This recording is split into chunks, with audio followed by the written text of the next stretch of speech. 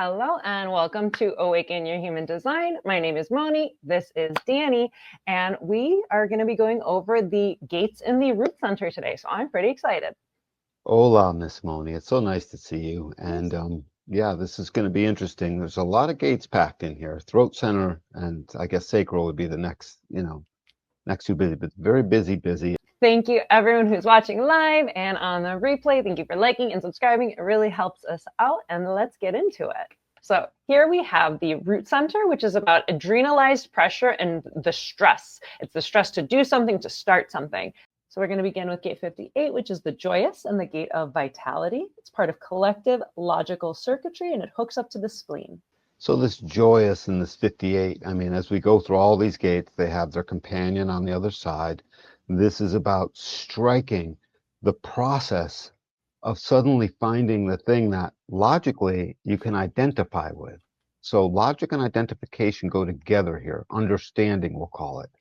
It's different from knowing. Knowing is a sudden thing and it takes place. You come to understand what you know as it relates to that. This is just simply like, oh yeah, 2 + 2, and then put it here and look, and these ink cartridges work there, and it's an understanding. And 58 has the capacity to deliver adrenalized, pressurized energy to demand that we start this process no matter what it is. So it's got no awareness. It could be the process of anything. Pick something stupid, and that could be this process, because part of this gate is also called perversion. I mean, has the capacity to like get into any kind of incentive to find out, is it identified with it? Obviously, the rest of our design and our higher nine-centered self is there to, a gate does not create a definition and does not create the being, but. And then just the other thing generally is we're talking about the root center next because we just got done with the head center, and we want to point out in the body graph we're sandwiched, right? This is a perfect gate to start with in that sandwiching. We are sandwiched amongst the pressure. This is sandwiched amongst the doubt in the head center that we just dealt with, right? Gate 63. And that doubt pressure that maybe is this thing going to be the right thing? Can I figure it out looking into the future is looking to pressurize the identification with something to logically come to understand. And gate 58 is saying we got a lot of pressure coming up this way that's going to end at enthusiasticness and being pumped and wanting to share that. And so joy and doubt go together. Go figure. We're in a pressure sandwich. And if you look at the body graph, right, don't all the roads, every stream leads up and goes, and then the pressure from the top does the same thing coming down. It's an obvious aspect of the body graph itself. So keep that in mind. Every center in your body graph depends on the two pressure centers. Now we're going to talk about the root to pressure the movement. What else would pressure movement, Moni? Solar plex might in a wave once in a while. The sacral could sit silent forever until something comes along, right? Spleen could strike up a fear, but this is guaranteeing the pressuring the movement itself. So yeah, I feel like the root center is that like gas pedal, go, like do the thing, make it happen. And for that context, Danny, you were talking about how last week we were doing the head center, this week we're doing the root, and that's very purposeful because these two pressure centers, we're pressured from above to think, and we're pressured from below to do stuff. So there's this like energy that comes in on us. So the root center is really interesting because it's like start something. It's like, the little flag that waves before a race. Literally, yeah, and start something is one of its main themes. So in 58 is interesting because it's about vitality. And I think we can elaborate a bit more on that. It's collective, logical, ongoing survival, vitality of the collective. And it's a very sophisticated aspect of the collective. It's not just a wild fire hose, because that vitality is about that unique being's inner taste, their taste. I like blue, not green. I like this place. It's a very particular thing. Dependent upon, individual definition, obviously, but it's just very particular. It's its taste of things. And so there's 8 billion people and 8 billion different tastes, but yet much of that taste will totally align and collide and, become one with all the others, but they're all unique at the same time. My taste in things. So it's joy to want to move towards enthusiasm. That's the end of the road. The joy is like, I'll be enthusiastic on the other side. That's what it wants. It's not so concerned about the inside stuff because it gets a little pain in the butt down there. But that's what it wants at the end of the day. It's a vitality to do that. As soon as you're on your road to finding a thing you're about to be excited about, the vitality that comes in, just look at a child, and that's the description of this vitality. They just got, when I got a big wheel, my vitality when I was 4 or 3 or whatever, 4, and I burned the tires off of that thing, hard plastic. This was still in the 60s, for God's sakes, and it was the best thing ever. And the vitality that would have been in me at that moment in time would have been off the charts. It would have been like stunning. So that's what this is. It's a giant child waiting to be joyous. That's interesting. It's also interesting to think of it as like 58. So it's the adrenalized root pressure striving towards vitality and joy for the optimal end result being enthusiasm and the expression of talent. And the enthusiasm is a manifestation process at that point because it's in the throat. So what do we always want to do? Bring it into the world. That's the manifestation, means bringing it into the world, ourselves into the world in a way. And the last thing I'll say about the root center, just since we're on root as well, is that root is constantly striking a balance in its movement between fear and trust. Fear and trust. I trust it. It's good. It's good. It's good. And then it's a type of, not the kinds of fears that we can read in the 20 body gates, the gates of fear, but it's between trust and the lack of trust, I should say. And that's why it's adrenaline. Adrenaline kicks up in times of both trust and lack of trust. So it's there to adrenaline. I got adrenaline to get out of here. Don't trust it. Got adrenaline to move into here. Trust it. So that's part of its process. Next up, we have gate 38, which is opposition and the gate of the fighter. And it's part of individual knowing circuitry, and it's going to hook up to the spleen. If anyone's got this gate, you struggle, you sort of fight with things a little bit. It's a guarantee that there'll be a melancholy that comes out of this gate that says, I'm not sure what to struggle for. My fight energy seems to lack a little bit of purpose. So you'll get, and think about what that does. It puts you on to the scent and the trail of where's the purpose. So the melancholy guarantees the intelligence, in this case, in this gate. It guarantees your future intelligence. And by the way, that future intelligence can be 20 minutes from now, literally, or it could be weeks or days or a year from now. It's hard to say. But it is an adrenalized fighter. It seeks to oppose as a way of testing, and it wants to do that without losing its place amongst the people, amongst the sharing, amongst the purpose finding, amongst the empowerment. So it's not like it's trying to be a fighter per se right in your face, but this is that. And it shows up mostly in conversation, obviously. It's not just putting up your fists about something. In fact, that'd be rare. And, Yeah. it's not the common, but it is there for that too. Times a fighter can come out for purpose. It's fighting for purpose. That's the best way to put it. That's a pretty big statement. I'm fighting for purpose. Someone tells you that and you see they're doing something and they turn around and say, hey, I'm fighting for a purpose. Everybody will understand. It's like, oh, wow, I guess I'm not going to hold you back from doing that. Good deal. You do that. We understand that. And that's what gate 38 is to do. So it's a pretty deep place, right? What is that purpose? Purpose has got a lot of meaning in it. So, you're going to have a lot of struggle getting out exactly what you mean when you have this gate. And that's a good thing because it sharpens things and it hones it down. Don't let it turn into what an open root center does and be in a hurry to get through all of that. Right? Yeah. Easier said than done. Well, you'll lose it. Do you have a 38? Yes, I do. I have the 38. Does it ring true what I'm saying? Oh, absolutely. That's why I'm sitting here laughing quietly to myself. I love it when that happens. All the time. Yeah. It's that fight for an individual purpose, the individual of like, what is worth fighting for? Like there is that drive that very rarely is going to be actually like physical fist fighting, but like that energy of it, like that is the graphic of the energy that feels in there. Like, all right, we Yep. got to go to blows. Let's go. Like it's ready for when something is worthwhile to fight for in that individual purpose driven kind of way. Under adrenalized pressure, balancing fear and trust in an individual circuitry that must await the pulse for when it will turn on, turn off, give you the answer, hold back the answer. It's not up to us. There's the helplessness that we often talk about.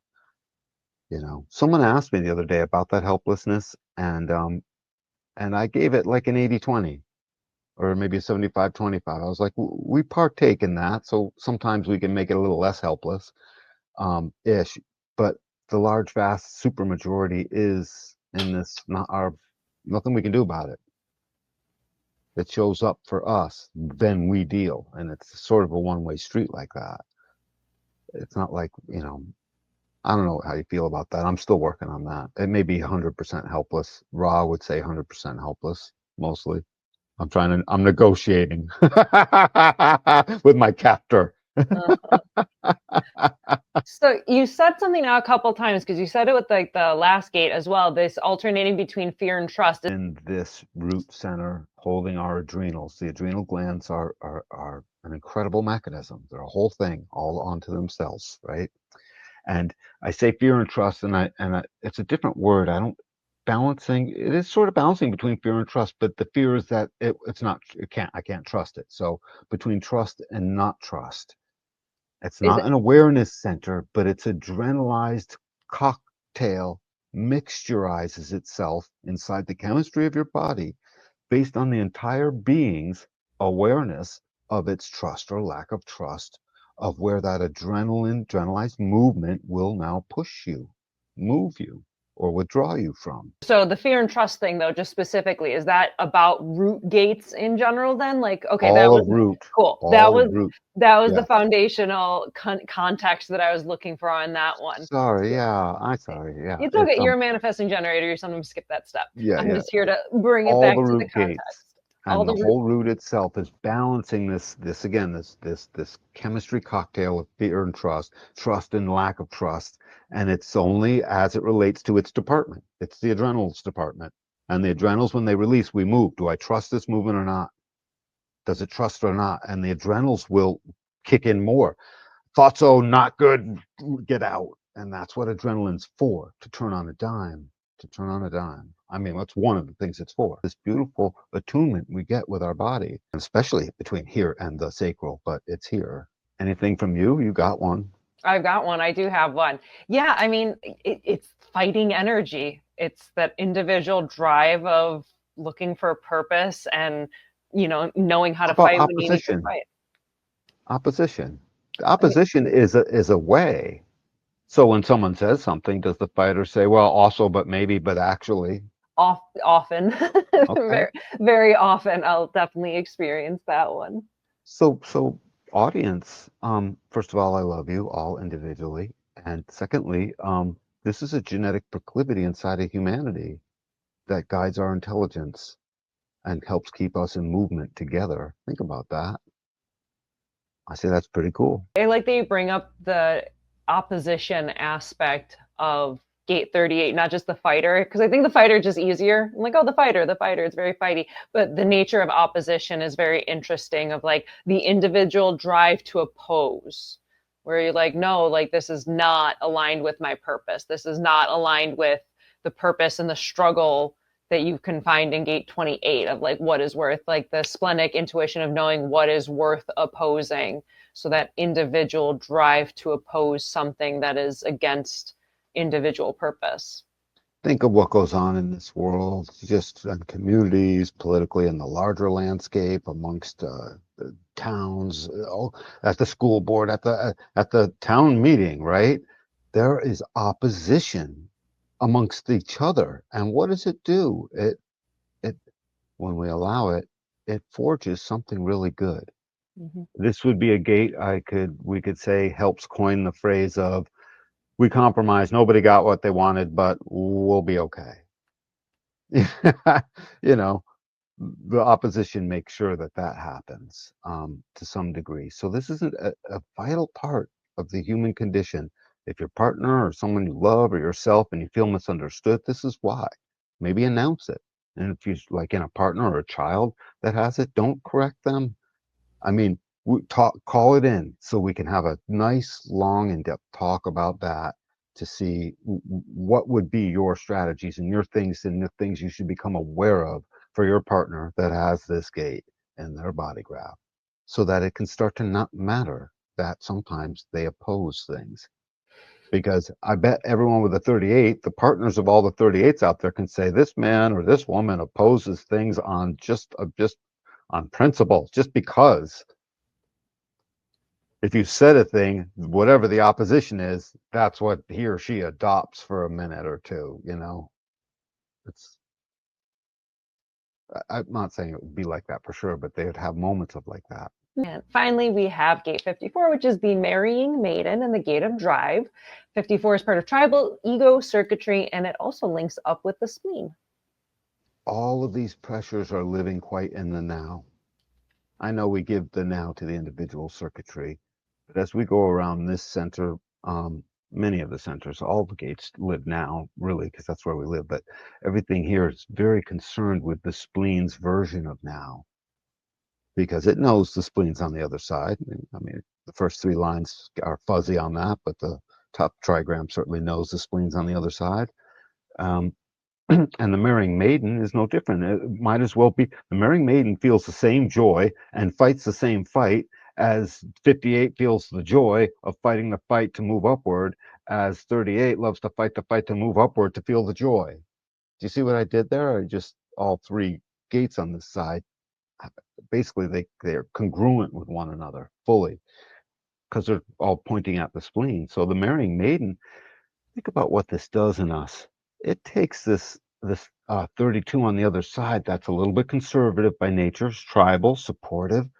It's got an instinct to smell for things, and it starts to suss out what's going to be best, what's going to be the best, what's going to be the best material way for me and for us and for the tribe. It's a tribal gate. So ultimately, 54, if you have this in your body graph, it starts the process of drive, being driven. Now you could look at 58 and say 58 seems driven. 54 is driven with a little bit of purpose because it can smell it. 58 is way on the outside. 58, in a way, is dealing with joy, indiscriminate, waiting for something to be enthusiastic about. But that doesn't have to shape a material way. When we get to the tribal business in the spleen, we're shaping the material way here. So my desire to move up the ranks, to rise up the ladder, to climb that ladder, to basically make a better of myself. And it's the story of the marrying maiden. So, a young girl, not yet a woman, comes home to her new husband's house. A noble man of old China would marry his first wife with a great ceremony. She would go to her new home accompanied by a group of female relatives who became second wives. These are the marrying maidens. They are present simply to make relationships easier and have no status of their own. As a marrying maiden, you have accepted a relationship where you come second. You're only here to play a supporting role. It would be disastrous to try to shape the situation to fit your own needs. You are too junior, not yet ready to exert influence. There's no point in your setting intentions or making plans. All you can do is to feel your way, adapt, and find your place without originating any action or having any agenda of your own. She doesn't get to have dreams of her own. It's the person who doesn't have the dreams of their own yet being realized and wants them to be realized. Gate 54 is tribal ambition. It's the drive, but also knowing your place within it, because the ambition will take you over. It will take you over. It's supposed to take you over. It wants to rise out of that marrying maiden's position of being second. Ultimately, I mean, Moni, take a second place, or Danny, take a second place, second chair forever. I don't know. No, mostly no, right? Might agree to it for, I'll do a year. Okay, right. I'll get my. Yeah, you have to like pay your dues with it, but pay my underlying dues. you have to pay your dues, but underlying it is that tribal ambition and that drive for something more. And that drive for something more is intense. It's adrenalized. And again, it's very much like the joy. It's very much like the fighter. These gates are all very much like each other with very particular things. This is materially oriented. seeking to move things along for itself and its tribe, to better them, to create more resources, to have more abundance, measurable abundance. 54 is all about measurable abundance. Why not? 38 would like things to be great and, wants its purpose fulfilled. 58 is just going to be psyched if it's a great party, you know what I mean? That it's all enthusiastic about or more. So 54 has got a lot of, it's like on purpose. 54 does it on purpose. Comparing these gates, right? Because 38 does it not so necessarily on purpose. It does it because it's stuck until it figures it out. And 58 does it on purpose, but not really. It can't help it. It's just carried away. It doesn't know yet what the enthusiasm fully is. Yeah, so 54's got an eye on that. So now we have the 3 root gates that all link up to the spleen, and just kind of an overview on that root adrenalized pressure, that stress to do something, that pressure and energy from below to spark us, and that these 3 all are connecting into the spleen, which is about health and intuition and timing, but with the variation of the collective, individual, and tribal expressions. I love that health. Just talk to the health and the safety and the health, right? It's from the spleen. The spleen's intuition in the now. It's instinctive now intuition about what's safe and not safe and healthy and not healthy. The fact that it washes the blood, it's a home of our immune system. These gates are pointing towards the empowerment and the motor that motorizes our immune system. The sacral does too, but this one has three ways in, and it's a lot. So these things are all healthy. 58, it is healthy to want to be enthusiastic about something and get real deep on that and correct all kinds of things along the way and do whatever it takes to get there. You love it. I'm going to keep doing it. I'm going to keep enthusiastic. I'm identified with this according to my taste. And 38, same thing. It's I'm not help. No purpose. No life has no meaning. The fighter can't find enough meaning, and it keeps being that way. We all know what that does to health. That person's going to decline. And same thing with 54. You're stuck in second place, and you don't want to be there. And that's just a simple version. Stuck in second place, but it is a big way of that how this works. You don't want to be there. No help. It's just you're always going to be open and prone and open for illness. And so weakened inside, I would go as far as to say weakened all the way down to the mitochondrial level to a degree. You could probably measure it. I just love pointing to that. They're all at human health, literal, our moment-to-moment actual immune system style health. And they all go together in the ways I was pointing at before. 38 empowers it all. And 54 says, here's part of the purpose, 38. And 58 says, I'm excited about all of that. And they're all moving in that same direction and on this side of the root center. So that's how I would tie these together. It's neat isolating them in their relationship of like root to spleen, but that they have these different, the individual expression, the tribal expression, and the collective expression, but it is all that drive. There's a spark there to improve oneself, whether it's improving oneself with like the individual with the 38, or improving the tribe with the 54, or improving the collective with the 58. It's pattern, just looking at the pattern, it's like 3, 3, and 3, right? 3 off to the left, 3 going straight up. It's very orderly. It's an orderly pattern. It's almost as if it's a little microchip and a circuit board, and it's just its tongs are all plugged right in, just right. I just like how that does that.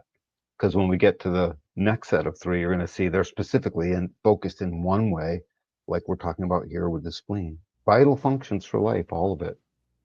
Now we're going to shift on over to the solar plexus side. So root center, we're talking about that adrenalized pressure and that stress, but now we're going to look through it on the lens of the gates that are going to be hooking up to the solar plexus. So first up, we have gate 41, which is decrease, or the gate of contraction, and it's part of collective abstract circuitry connecting to the solar plexus. Yeah, and 41, we've talked about this gate before. Again, it wants to be shared. Like its counterpart 58 on the other side. That's the thing, by the way. These gates are all exact counterpart to the gates we just got done with. I mean, direct correlated counterparts too. So there's a joy that comes out of here, but that joy turns in is realized through the satiation of hunger and desire, and this thing that says there is there are aspects to this new potential feeling I'm going to have that I just want to experience no matter what. And it hungers for things and it has fantasy over things. And the fantasy need know no bounds. And it's not like this necessarily has the fantasy. It's not quite aware and it's not the mind.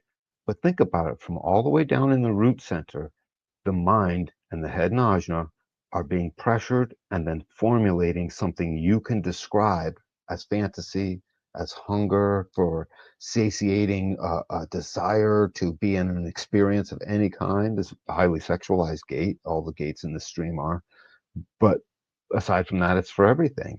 41 would just as happily release the feeling to go skydiving as it would release the feeling to sit and watch a nice movie. So and it wants to share. Again, this thing needs to be shared. And it's looking to have a deep, deep, deep, intensified, satisfying set of feelings about something.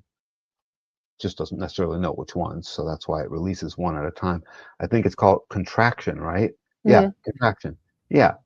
So it's about narrowing the thing before it releases the adrenalized pressure. It happens, this very process happens when we get up to the 52. You'll see that up top that happens. The narrowing of what it's going to release so that what it releases is one coherent thing. This thing releases one feeling at a time.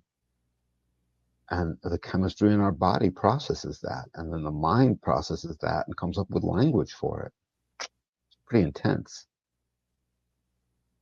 Yeah, this is such an interesting one because I have this, but it's unconscious, so it's like a little fuzzy for me. Where it's like there's a contraction, and I know it's the start codon for our genetic makeup and like the beginning of like the human design new year and everything. So it's this like contracted go energy. Can you elaborate on that? It was just like this idea that it's contracting the root pressure for like, elaborate. Yeah, well, before I'll narrow in by going tall, by going a higher 30,000 foot view. This starts the human experiential process. And basically, this is the defining start codon of what the unique human experience is. It's not what sparks the life in the 5125 when conception takes place because the 60 and the 3 have ordained it and allowed it in. It's not, the sacral energy that knows when to drive the life force into intimacy. This is simply the experiential. I want to feel. I want to try. I, I want to not be sad because I can't. And take that. And now it's doing that through the mechanism of contraction. So we're meant to satiate our desires one at a time. Think of how far we go off when we start piling these things and forget to go one at a time. This is saying, I take adrenalized energy. It's going to make me move ultimately. It's going to ordain movement. It's striking a balance between trust and not trust this thing that I'm feeling. It's destabilizing because it's new. It's like it's a whole set of feeling. So it's what it's like to have a whole bunch of feelings. You might be all giddy, and even that it's sort of destabilizing. You're not perfectly stable at that moment. And this starts the process by releasing the energy that will now provoke 30 on the other side to literally cling to a set of feelings. Or when I say one at a time, it might be a couple of feelings, but they're part of a set, a coherent thing. So it's just really one thing at a time, one thing at a time. And 30 is there to basically take up the emotional meaning making, because 41 isn't quite making meaning. It's just applying pressure to have desire. I desire to make this thing work. You know what I'm doing in my garden? I desire to finish my garden. I desire it. You know what I mean? That's 41 action. I don't have 41 in my body graph, but it's in the world. I have a lot of desire about what that might be. It's just not coherent to this. So if you have a gate 41, one at a time is what it wants to release. Watch out for yourself under pressure from the root center, trying to get rid of the pressure, trying to deal with that pressure. And coming up with a strategy that says release all my feelings instead of just one. No, it's there to contract the energy, just like the pastry chef guy takes the big fat thing and it contracts down to the one line that can write a name. It's that. It's exactly that. Because the big chunk of pastry is back there, trust me, and it's sticky sweet, and you want to gobble it all up, and you're 8 years old. Trust me, it's there. That's what the stream in 41 is empowering. That whole sense of, I want that. I mean, remember when we were little, can I lick the bowl? Can I lick the bowl after mom made a cake or something like that, or someone made a cake? That was me, and that was this experience let out one at a time. Yeah, I like But, the cake decorating piping bag. That's what it's called. yeah, The yeah, piping bag analogy that helps me understand that better. yeah. That, in fact, that's it. The piping bag. That's what 41 is. One at a time. They can be cruel and release a feeling to 30, to gate 30 and and then walk away. Not that it's cruel, I'm just saying. 41 bumps into a 30 and suddenly that feeling starts to take place and the 41 leaves and they've got the energy that strikes up that feeling. 30 is sitting there just yearning. That's why its fear is the fear of the fates. Because I'm like, oh, there was fate. I can't. It seems so illogical. It's like there's nothing logical about this, by the way, other than we logically can describe it to you. Thank God. Next up, we have gate 39, which is obstruction, and the gate of provocation. And this is part of individual knowing circuitry, and it also hooks up with the solar plexus. Please tell me what's the difference between obstruction and opposition? Well, it's interesting. I was thinking the same exact thing because they're both individual circuitry. Because you're talking about the 38 on the other side as opposition, and then the 39 is obstruction. Well, it's like there's a similarity, but there is the thing with like 39 is obstruction. It's more pokey. Like it's the provocation. There's a certain pokiness that gets you in the feelings in a different way. And Provocation stems from a want that is personal and unique to you. And it really, again, notice the language. When I talked about the 41 looking at the 30, it was the clinging fire of clinging to a feeling. And now we're going to talk again about feelings, because we're going into the emotional solar plex. So this is the adrenalized energy to hop into a wave, not to come to a logical understanding of things in the now, but to hop into a wave where you don't know what now. You can only keep poking at it. I mean, on the other side, they all have an expectation about some now. It's going to be some now in this, right? 54 is when is my now going to come? 38 now, 58 now. This over here, it wants now, but it's got to wait, right? No truth in the now, says the solar plex that it points to. And this adrenalized energy, therefore, is hungry, and it's like the dog that wants to go outside, and all it can do is poke at its master and then go put its wet nose on its master and then right, and then maybe bark a little, and then when master stands up, spin in a bunch of circles, so master starts to realize, oh, dog probably wants to go out. That's what it's a provocation, except you're not a dog, so you get to speak and provoke the other and poke at them, and it's a delicate chemistry that we become aware of that allows us to find that right, passionate, personal other. 39 provokes that. We should allow it. It has a melancholy too, guaranteed melancholy. There's nothing to provoke. Provocations aren't wanted. By the way, much of its provocation it can do because it's individual waiting on the pulse. Because it's individual waiting on the pulse, half of the provocation is doing nothing. Just doing nothing at the thing that's coming in from the other side, from the 55, looking for the spirit.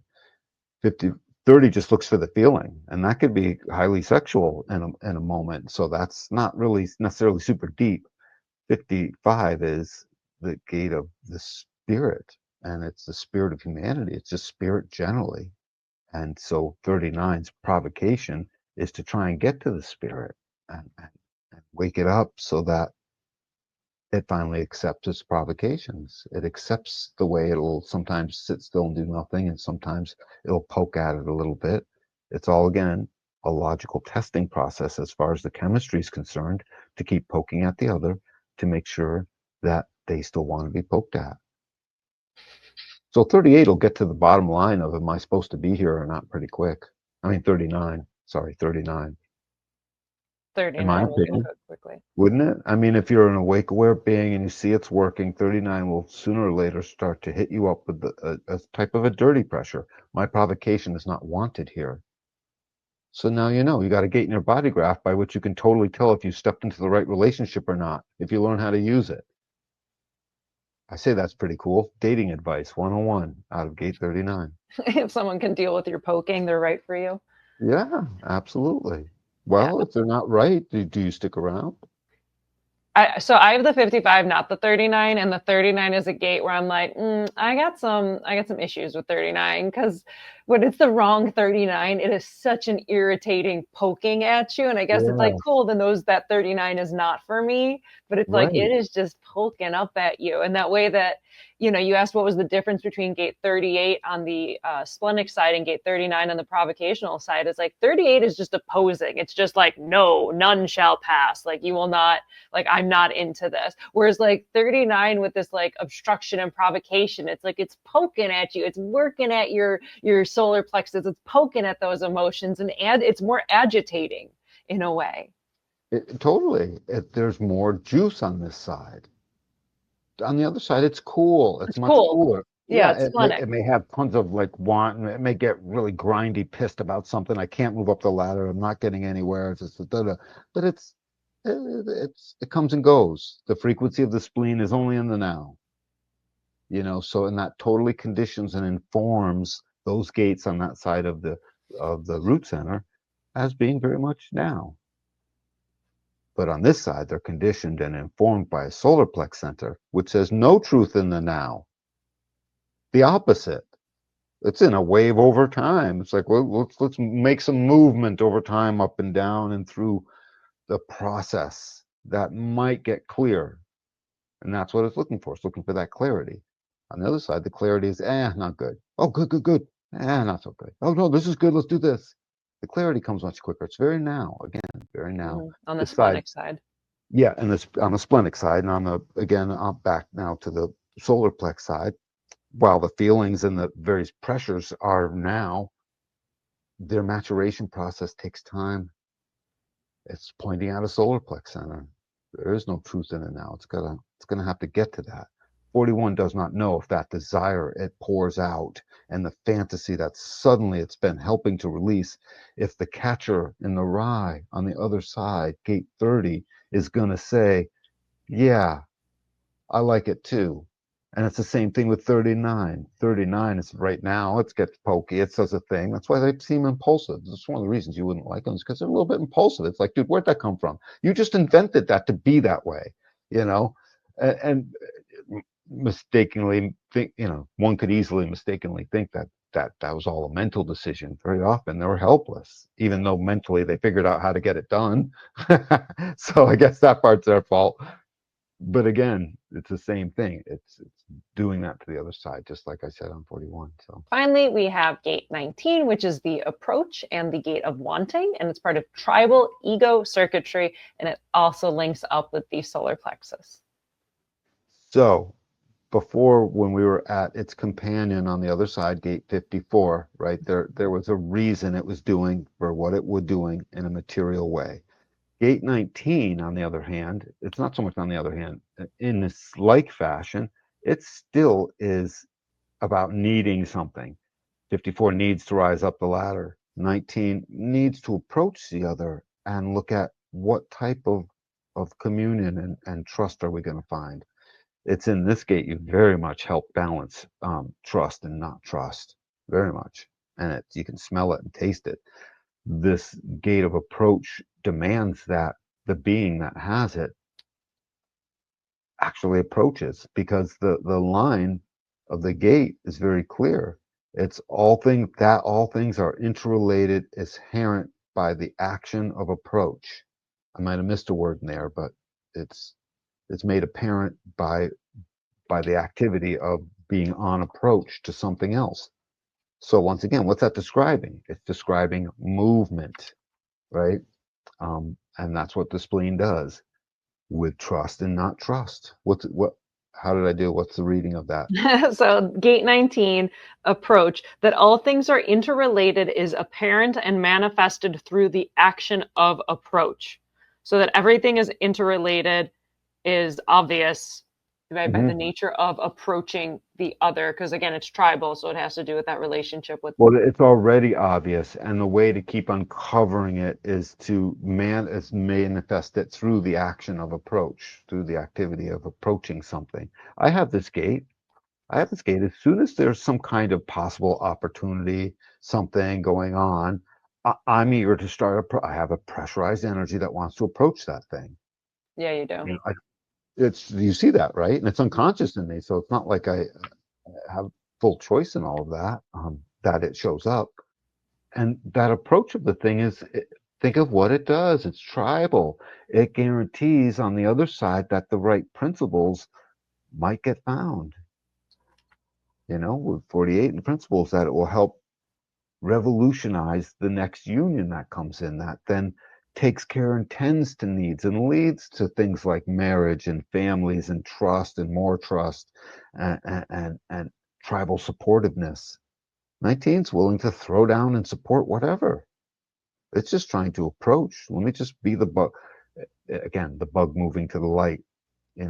19 may get a fuzzy idea of the various things, but trust me, it is approaching before it is truly clear on what the heck is going to be there. At least 54 is going to have some demands. Well, this and that better be there before I even start. You know what I mean? Or else I'm going to try and find my opportunities elsewhere. 19 might have some of that, but it does move forward in a certain amount of ignorance. It can't tell. How can it tell? It's not there yet. But it's got a whole truckload of crap, and it's got a bunch of little skills, and it knows a bunch of things, and it's got a ton of willingness to do whatever and maybe fit in and mold and format yourself a certain way to fit in with the tribe. I approach with all of that. I approach with my goodwill. I approach with my nine-centered essence. I approach with my support and love of the tribe and wantingness to be trustworthy and to feel trusted and have loyalty amongst us. All the stuff I approach with my loyalty. That's an important thing. You find out real quick when you don't have much and you see who was loyal to you, right? These things can mean life and death in certain situations. So 19's got a big job. It's got to do all that stuff while keeping its refrigerator full. Mm-hmm. Yeah, I like the analogy of like gate 19 is like putting out your hand for like a handshake. Like, hello, my name is da da da. Like that approach as like a really simple visual analogy. I think the handshake is in all of these gates on this side. Yeah, but like with this one, it's an even better analogy in Yep. that tribal Yep. aspect of it. Is just like 39, like okay, it's coming at you, Maybe. but it's Maybe. poking. It's like a poking at you in that individual way. And Whereas 41's like, let's get the handshake. yeah, let's do the handshake and just dive right in. Exactly. Whereas like 19, because it's tribal, it has a different aspect of like We must shake hierarchy his and hand. That's first. and it You're right. and then it's meeting up with principles too. So it's just like Right. it's more respectful in a way. Right. You get information exchanges in that first handshake. And then really it's totally appropriate for this to lead with not just a handshake, but a hug. Kiss Mm, on both cheeks. You know what I mean? Like a mhm, greeting of that style. Anything to get close. What's the tribe about? I need to smell it and taste it and touch it. mhm, Because we're going to feed it and I'm going to have to sleep in the same room as it or the same house as it. And mhm. we're going to have to share our resources. So, if I'm going to let him, Your smells match my smells. you're right. And if I'm going to let him be the one who eats the last bagel and I'm going to have to be okay with that sometimes because it happens, then I want to like this person. Yeah, you got to make sure it matches up, that chemistry is there. Right. So it's like Is that it drive for that resource? chemistry. What's up? Resources, just like the 54. Resources, very resource driven in the form of a bargain.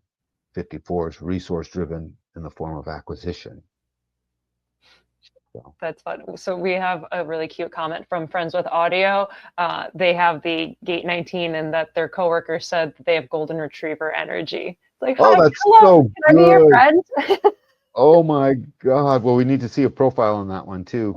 Yeah, right. Yeah, Yep. Friends with Audio, we've seen them a few times up here. So thanks for hanging out and commenting and interacting. It's a lot of fun. That's so funny. Yeah. Friends with audio. I love that. Yeah, That's a absolutely. play on something. I can feel it. I'm sure it is. Mm-hmm. So yeah, gate 19, that approach, that handshake, that little bit of flirtiness, that tribal interaction, that drive for tribal interaction. Yep. Yep. Super cool. Certainly up close tribal. Yeah, let's tie it all together. So here we have our root center gates that link up with the spleen. So it's that adrenalized pressure, that stress, that starting something new energy, with all of them that connect into the solar plexus. So the 39 goes to the individual expression of the solar plexus root connection, the 19 in that tribal way, and the 41 in the collective. I'm going to start with 19, sort of like I started with 54 before. These gates all have their congruency, just like on the other side. That pressure to approach, quite similar to the pressure to provoke and assess what you're provoking. That's an approach to the unique other in the individual circuitry. And 41 in the collective, the pressure to share that fantasy, that's still an approach. One skipped the handshake, one was, fickle. Maybe it shakes, maybe it doesn't. And the other one just leads right in with a handshake to see what happens on approach. The handshake is a great analogy, Moni. It's just the perfect one. So these gates are performing this function that feeds what? Our emotional awareness.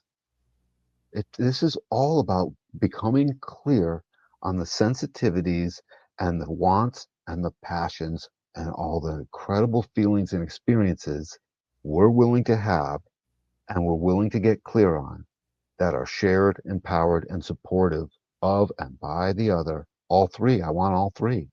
That's the nine-centered way. To gate 2 guarantees move towards beauty. Beauty is all three in our nine-centered manner of communing with another, and we want all three. And you tie these together, and I approach, I provoke, and I got desire. And that's a big full bag set of luggage you come with when you got all that going on. And that's in the world. So we all got all that going on, one way, shape, or form.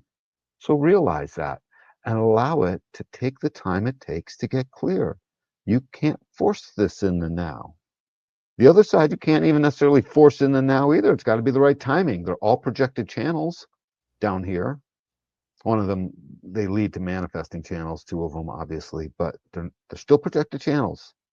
Nothing I can do about that. And so the right timing matters. You can't force any of it. But yeah, they're all remarkably the same. They just have their either unique way, shared way, or the way that's sort of intense because it's about to shake your hand and we're going to see if there's a bargain here. So basically, you're going to have to do some stuff. I'm going to have to do some stuff. You ready? That's 19.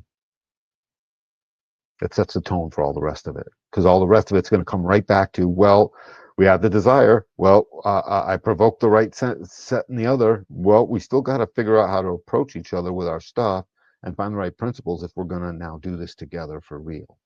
That's sort of why I say 19 is the home base of all of this. I like the adrenalized pressure towards emotional awareness. Yes. I mean, really, we could spend a whole time just talking about that, but we should move on. But yeah, right. Well, I mean, just everyone who's watching, sit on that for a little while. Have a contemplation, literally just on adrenalized pressure towards emotional awareness that's designed to manifest clarity that can be enduring, quite enduring, towards the betterment and the communion of ourselves as a species. That's a lot. Yeah, that got deep. Yeah, it's a Cool. mouthful too. Yeah, it's all All very right. scientific.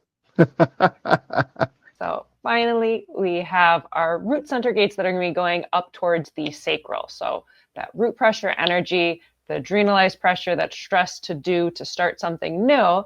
And so first up, we have gate 53, which is development and the gate of beginnings. And it's part of collective abstract circuitry, and it links up with the sacral. Okay, so now this is in a generated channel. This thing is abstract. It's about sensing what might be there. There's zero awareness in here. There's only a sacral and a root. There's no before we were dealing with awareness centers, like heavily, 3 gates, triple barrels going into each. And now this thing is dumb as rocks. It does not know. I mean, all the gates here, you have to know them because they're not going to sit there and know for you, is I guess the way I want to put that. 53 knows it wants to start something. It's hungry to start something. It's got the same hunger as 41. In fact, 53 informs 41. 53 wants to start. It's the beginnings, development, the ability to bring to start to develop something. It needs to have its precipice in the beginning. So it's a desire and a hunger to have the experience that wants to start something. And it's exciting to start something. But start what? I mean, if you start something and there is no aim towards where's it going to go, did you really start something or did you just start a mess? Right? I was going to start cooking, but I noticed I just started a big mess and didn't end up cooking anything. So there's no dinner right now. That type of thing. So 51, I call it the dog on a chain that does not belong on a chain. The wild animal, you got no business putting a collar on and a chain on to hold it back. The 53? Yep, it just wants to start. So Hungry to do that. Where's the awareness? It's just adrenaline. Its awareness comes in a total chemistry package that gets delivered through our solar plexus, our spleen, into the ajna, all three together, that guarantee all three awareness centers are working on some form of giving you an answer to balancing between trust and don't trust. The release of the starting of this thing, and it wants to go to, again, it's about to become a generated channel when it gets to 42 above it. So we already know that won't stop. It's designed to sustain. It's just that if you only have a gate 53 in your body graph, you're a starter. Quit being so depressed that you're not the finisher. Next up, we have gate 60, which is limitation and the gate of acceptance. It's part of individual knowing circuitry, and it links up with the sacral. Yeah, this is, you can look at this like all the limitations of the old way. It's the adrenalized memory, essentially, of all that ever was, including all the things that are limiting in it. What's that experiment they do with fleas? They put them in a jar and they put a cap on that jar. And as soon as they put that cap on, the fleas hit the top. Limitation. They can't get through the top. You take that cap off after 3 days, they're trained, and even their offspring won't jump beyond the event horizon of that opening. Mm-hmm. That's gate 60. Stuck. It's stuckness. It's our sense of being in a pulse that we don't want to be in because it's waiting to be empowered. It's waiting to empower others. It's waiting to feel empowered, self-empowered, essentially, to feel itself move through the stuckness. And it's about the recognition that we transcend limitations through the act of acceptance. That's why these two names are perfect for each other. Limitation was the old name, the I Ching. Acceptance is really what we as nine-centered beings have to do. I am limited and I accept that. In that acceptance, we suddenly start to transcend that limitation, believe it or not. And it doesn't mean I'm going to be able to now be like Superman. I dreamed I could fly. I mean, for the longest time, I was probably 10 or 11 or 12 when I finally fully gave up on it. It did not go easy. It did not go quietly into the night, this flying business, and I tried several things. None of them worked, of course. And so, But eventually you accepted the limitation and yeah, accepted the got really into limitation. hang gliding. Right, right. Well, I could have, and then when I finally realized the things I could have done with hang gliding, also, by then I was not interested in Yeah, I was making a it. joke. It's too dangerous. I didn't have the full trust of it anymore. Yeah. But And that some, idea, like that would like stand to reason though, is you want to fly, you want to fly, you want to fly. Okay, you can either keep flapping your wings or accept the limitation and get into hang gliding or bungee diving, skydiving, whatever you're something else. into. Right, right. And thus transcend that limitation. There you go. Once I realized I could, I didn't want to anymore. I didn't need to, was the thing. But I do remember very clearly the balance between fear and trust was working just fine. I never did jump off the peak of our garage. I wanted to. I never did. I didn't have the guts to do it. I did not trust it. Probably for the best. I had two giant trash bags on the end of a pole that would have acted like a parachute about halfway down. They would have filled up. In theory. In theory, right? That's exactly. I didn't trust it. It's perfect. But yeah, so 60s melancholy is I'm just stuck. I can't tell. I'm burdened by all the stuff I already know that are already part of my life, that are sort of already this thing that seems to be stuck in cement and stuck in the mud. And then suddenly it's not. So there's a Great Depression that can come here, just feeling stuck. And by the way, if you have a gate 60, sometimes you're stuck. You might have to wait a month to be unstuck. Now you better start accepting that so that a month doesn't turn into 2.5 years. Mm. Big deal now, because now, right, I just said some big stakes, didn't I? Right? So you got to chip in the big game if you got a gate 60. And if you play it wrong, you're in.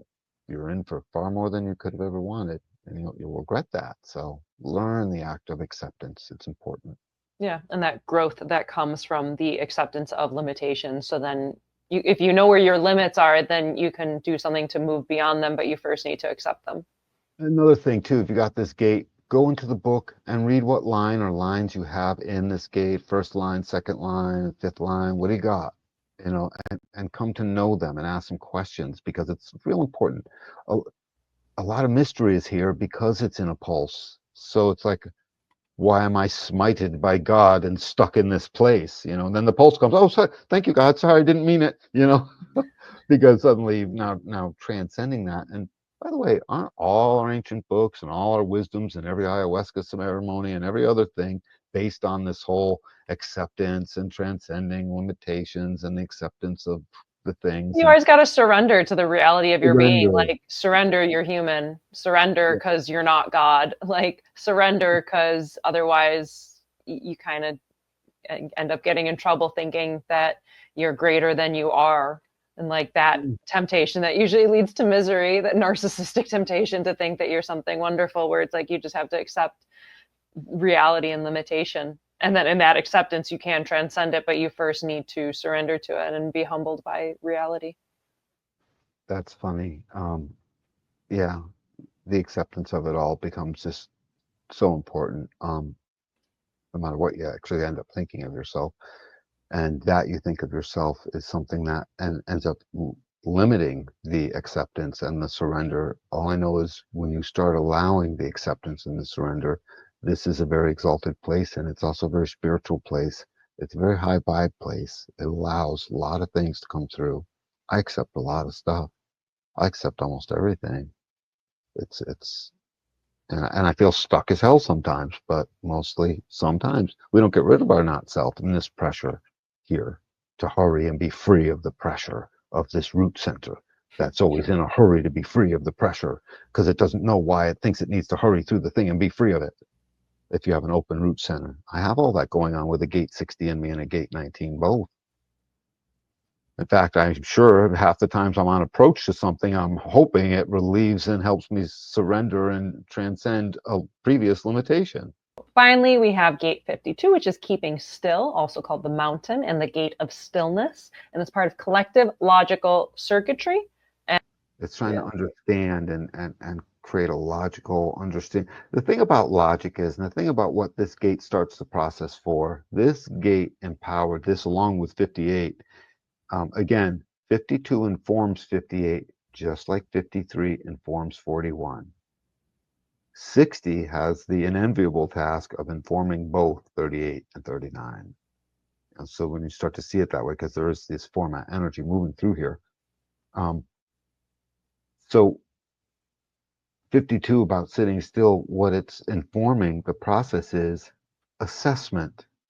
It's about assessment. It's the adrenalized energy. We always think of movement when we think of the adrenals, right? But this is the lack of it. So if you're going to become a pro on all things related to human movement, one of those statuses has to be the status of stasis and sitting still. That was clumsy to say, but you get no, it. it was actually delightfully alliterative. I super enjoyed it, but I enjoy wordplay. It was very cute and funny. The Oh, status of stasis. the status of your stasis. So when you are sitting still, literally you get to have renewed assessment. In fact, something about assessment is in the title of this line. It is all about the ability to, the sitting still is in preparation and support of focused concentration in gate 9. Gate 9 is dying with enthusiasm to get focused on taming all the little details. It's called the taming power of the small, and it is empowered by this activity of 52's sitting still and assessing before you turn into that wild fire hose of that focus. Mm. Someone's got to sit still. When people have this whole channel, it's like they can just sit still sometimes, and it's like, aren't you freaked out a little bit? And they're like, nope, not yet. Like Maybe envious of soon. that. I'll let you know when I'm freaked out. I'll be super focused and concentrate on that. And by the way, I will tell you, people have these channels. They can speak. They will speak. So gate 52, it's temporary and self-imposed inaction for the benefit of assessment. That's our Cool. definitive human design book. So you had I knew that. I was close. Yeah, you're Close good. You're enough. good. Yeah, I always like to imagine the 52 9. The analogy that I always run with is imagining like a big eagle, like over a lake. Big eagle flying around and it just gliding. It's just like hanging out, gliding around, checking things out. And it's in a sense in action, like he's not actively like flapping or attacking, he's just guiding, but it's getting that overview, check out what's going on, and then when that sacral responds for the focus of the 9, then it's like diving in to like catch the fish. Right. Yes, absolutely. And it's got all that focus and concentration on exactly taming that moment. Of course, when 52 really releases for gate 9 to get moving on that focus, it's multiple dives. It's constant dives because it stays in that focus concentrated, taming all of the other details. So it would be like, and your analogy is perfect because it would be like we're going to give the Eagle Academy, and this is the lead Eagle instructor, and when he finally gets that sacral hit to go down and dive, and now his job is to be focused and concentrated on all the little cadets doing the same thing behind him, so he can measure out and be focused and concentrated on exactly how he's going to tell them about it and what things is he going to write down and pay attention to, right? So this is I leveled up the whole process of what this would go into because it's not just a one strike thing. It's dying to get into a process that can sustain that for the next, like when you and I learn human design, you know, we have to stay at it for years. We better get identified with that. And again, this is all about what am I identified with? 53 is just release the pressure to frickin' start something. 59 is no, I do need to be identified with this or else I'm going to be very sad. I'm going to be very melancholic here. Or there'll be a depression that will come in that no, I'm not identifying with anything. So I'm restless, but I know I need to sit still too. I need to empower this thing to take off, first. So I need to plant my feet still so I can do the takeoff in the first place. And so it will hold out for the thing it needs to identify with, or it will spend its energy and cause a focus that it should not have. There's a lot going on in these 3 gates when they go together. They can easily mean each other, like I've been pointing out with the other 3 gates when we tie it all together, but they vary quite a bit, and there's a lot going on here. Here we have our 3 root to sacral gates. So that root, adrenalized pressure to start something new. We just have the individual and then the 2 collective. We have the logical and the abstract side of it. So that's really interesting. This is the format channels, and these format gates are very much about pulling us into something that will color the whole rest of our life and every other gate and channel in our body graph. They're called format for a reason because it formats the rest of the life of the being. I have a gate 60 and a gate 9. Those aspects are forever readable into every other gate, line, channel thing that I have in my body graph, and profoundly so. So they carry extra meaning in that way. Look at the gates between the sacral and this root center as just a giant electrical storm that works again like a trinary, just like it does within that head ajna. We get, same thing. So this works together.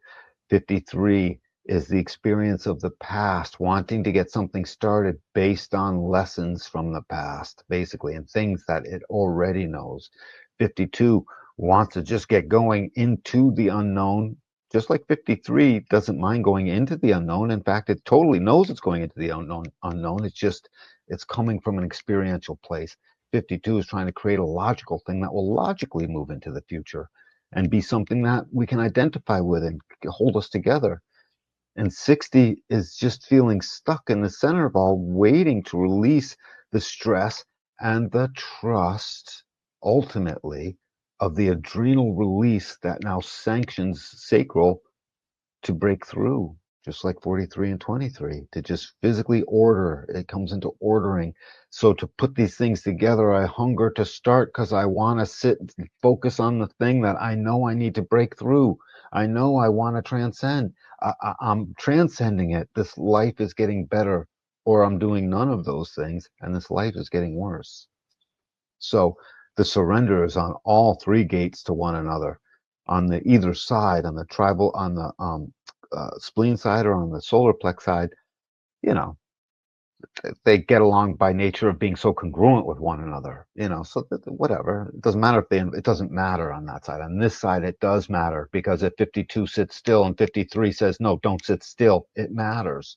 If 52 and 53 said I sat still long enough and I'm totally starting and we're just going to start, and 52 is like, well, I'm not sure what you're started on, but I might get focused and concentrated on that. These two guys, they can talk all they want, and 60 comes along and mutation changes all of that. The tribe was excluded to create the lesson in humanity that when mutation comes along, sorry, collective, whatever you had in place is now up to and can be obliterated. We spared the tribe from that. We didn't need that tribal essence in here. In a sense, we gave the tribal its one format, placebo or stand-in surrogate. It's got a format surrogate in the 1949. Ish, in the 19, really. But here, these are the real deals. So they format everything that's in there. And when you put it all together, you've got this beautiful, I'm transcending my limitation and I feel so empowered. And it was totally worth sitting still for a minute. That adrenalized pressure to know I'm about to focus on this thing, plant myself before I leap. The pressure to become wise about planting yourself, 52, before you leap, 53. That's how I put these together. The root to the sacral, so these top three gates, they lay down the foundation, and it's like root, go, pressure to go, and then the sacral with that sustainable response to keep going, and that kind of like electrical powerhouse that you mentioned. And then I thought of the analogy when you start a car and you first like are turning the key, and then the hooks up and like, yeah, right. exactly, right. And now the motor runs for as long as there's gas in the tank. Yeah, Most exactly. likely, right. Yeah, so that's like I think my analogy for the format channels is like you're the from the root side, it's like you're turning the key, you're going to start it, and then the Yes. sacral side is like responding by like turning the engine over, and then it's going until it's like you said, it's out of the gas.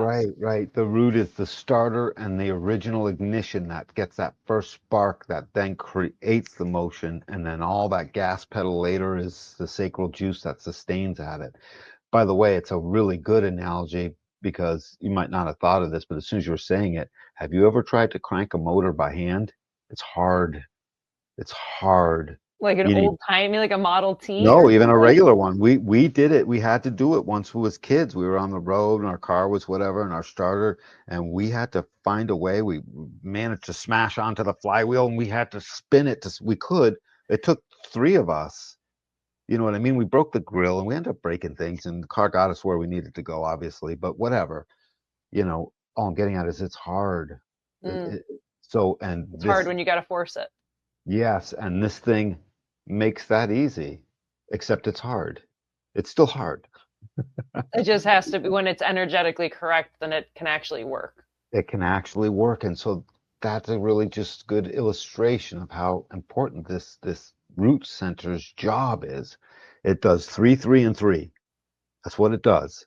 It's like going to the pizza shops. Like we got pizza, we got plain, and we got pineapple, and we got pepperoni. That's it. That's all we do. Gonna have a sub, don't got that. You know what I mean? The soup man, I got the soup. That's what I got. That's 3, 3, and 3. That's what this thing does. And it's really important to look at it that way. All the other channels don't do 3, 3, and 3, even if they have only 3. They go to they'll have one channel going in or 3 channels going in or changes. You know what I mean? Nothing is this symmetrical except the throat for 3, 3. No, even the throat has a divergence. 35, 12, and 45. They totally diverge from me. So that's not a full set. But everywhere else it is 3, 3, and 3. But this is the only one that's got that just perfect trinary symmetry. I keep seeing this trinary process because I know we came up with a binary process we talked about last week. And we put it into our computer code, and we use it everywhere, by the way. Not just our computer code, but our computer code, everything that's showing up in artificial intelligence, AI, is still a 1 and a 0. Binary. Yet here the body graph keeps giving us trinary. With the individual, tribal, collective. That's one of them. And here it's the left side, the top, the right side. It's fully, they kick separately, and then they come together to create a full-on meaning of balancing fear and trust. The fear and trust of releasing that energy and then having it lead to a disaster or lead to something greater, whatever. That's why people get adrenal fatigue, by the way. This is the home of adrenal fatigue.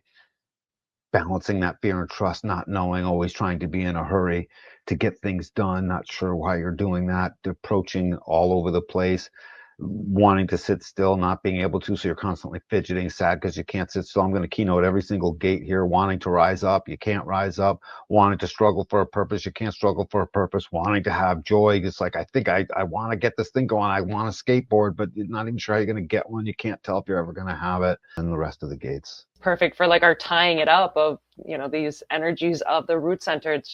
It's that go, it's that adrenalized pressure on, like it's a lot, you know, and I can only speak to it as an undefined root, but it can get super exhausting. Exactly. Whereas like I feel like the defined roots, like they feel a lot more steady and like you can't rush them and force them. It's like us silly undefined roots that like run around like chickens with our heads cut off, because that amplification of that go energy, it's like it's a lot. It can be draining. It can be tiresome. So it makes sense that you're pretty worn out from talking about it. Yes, but the thing is, so I did notice a couple times I was in a hurry to be free of the pressure.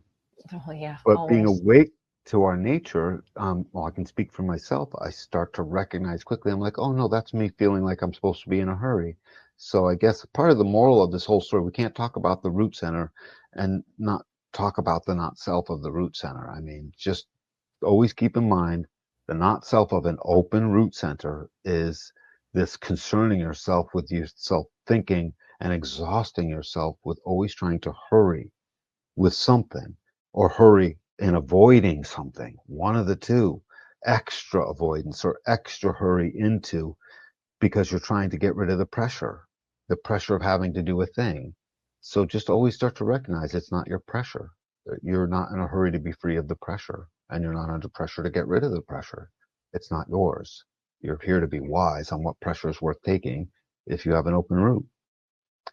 It's a lot of pressure to get this whole garden going in my backyard. I mean, I've bitten off this huge mouthful, and I'm looking at it, but it's the right pressure for me, as long as I don't pressure myself to hurry. Yeah, that undefined root is like, notice how much like how often you're doing stuff super quickly, like how quickly you're brushing your teeth. Like I really started like, why am I doing this so frantically? And tension in your body about it all. Yeah, or Right. I'm like, I Right could about just the teeth, enjoy this relax. It's process. uncomfortable.